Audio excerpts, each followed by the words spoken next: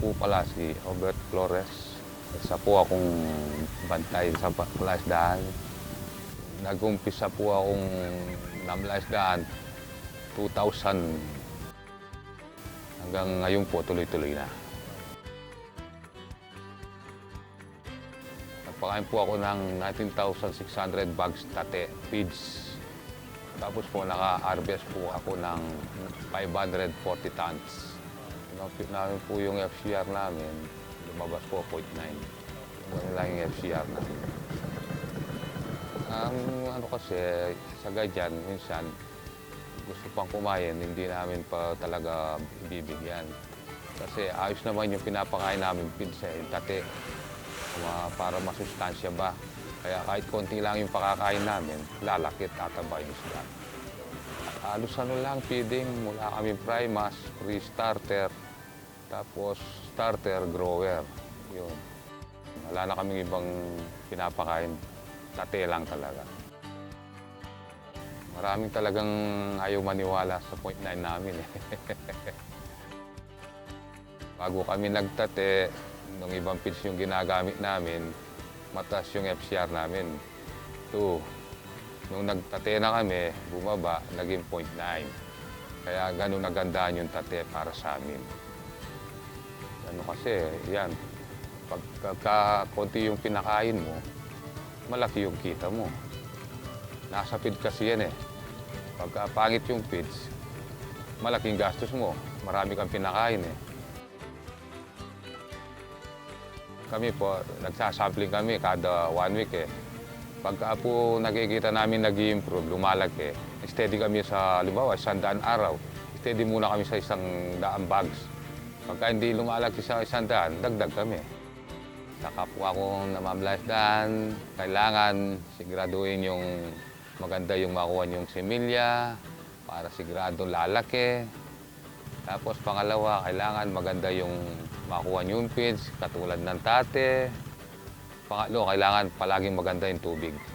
Number 1 yun. Ako pala si Emmy Guay. Kung tawagin ako, Ewa. Ganun. Baguhan pa lang kasi ako sa ano, kaya siguro mga 7 years pa lang. Nagpisa ako, walang-wala rin. Lakasan din ng loob. Yun lang ang puhunan ko nun. Pero may mga panahon din na gusto mong parang bibigay ka. Pero yung last na 6 months, yung sobrang init, ang daming namatay na isda. Ngayon lang bumabawi na naman ng ano, sa panahon talaga. Tsaka unang-una sa mga similya. Ang napag-aralan ko bago kami magbuhos ngayon, sinisiguro namin yung fingerlings.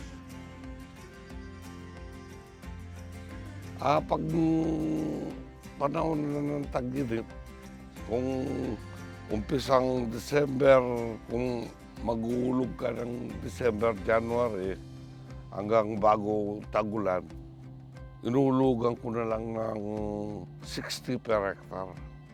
Dati, umaabot pa ng 100 per hectare. Ngayon, pagbayin na gano'n, talagang magkakapiskil. Tsaka parang hindi kayang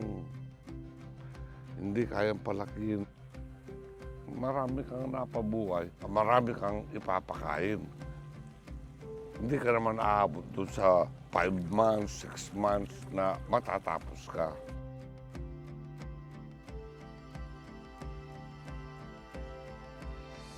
Pag tag-init, kung 2 beses ka magpakain, 1 beses na lang muna. Kasi hindi mo alam, pag nagpakain ka ng hapon, biglang umulan, patay ang isda. Yun ang nagsisimula yung mga piskil. Nagsimula ako sa tate. Diyan ako, tiwalang-tiwala talaga ako sa tate. Hindi ko maiwan-iwan yung tate. Ngayon, ang bilis lumaki ng isda. Masaya ako ngayon. Hindi lang siguro tayo gusto. Maganda ang kita namin ngayon. Kasi garantisado ang pagkain ko. Talagang tiwalang-tiwala ako sa tate. Una pa lang, tate na talaga ang gamit ko. Hindi na magbabago. Ako po si Ramon Encarnacion, taga Subic, Ilaya, Gonzalo, Batangas. Nag-aalaga po ng isda sa Lawa ng Taal. Nakapagpatapos po ako ng 3 anak. Nung last na pag-aalaga ko, naghulog po kami ng 300,000 fingerlings. So, inalagaan po siya ng 8 to 10 months. Na nakakuha po tayo ng FCR na 1.6 na namuhunan lang po ako ng 60 pesos per kilo sa akin pong naipatukang 3,295 na nakunan po ng 49,500 tons. So, kumita pa rin po ako doon kahit po ang kilo po noon, ang presyo po ng isda ay 69.71 at saka po 80.85. So, kumita pa rin po ako doon dahil po ang akin pong LCR ay mababa. So, kung yun po naman ay ang FCR ko ay naging 2.2, hindi na po kita doon dahil po mababa nga po ang presyo. Para po natin mapanatili ang mababa ang ating FCR, yung pong paghihiwalay po ng similya ng maliit sa malaki. Para po yun ay hiwalay na po ang patuka niya, yung pong para po doon ay medyo, yung pong sa malaki, yung po naman sa similya, yung para sa similya na patuka po ng tati.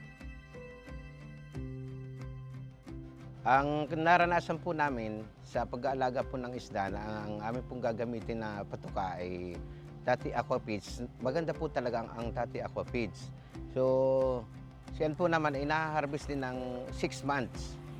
Mabilis po magpalaki. Mabigat ang isda.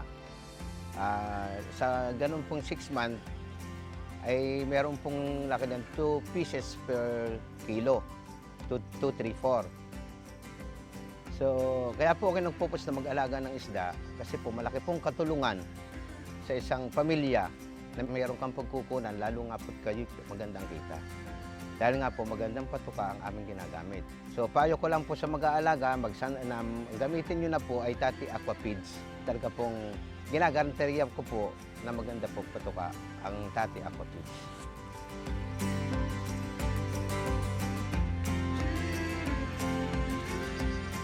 Para makatanggap ng updates, mag-subscribe sa Tate TV YouTube channel at i-follow ang Tate Aqua Feeds Facebook page.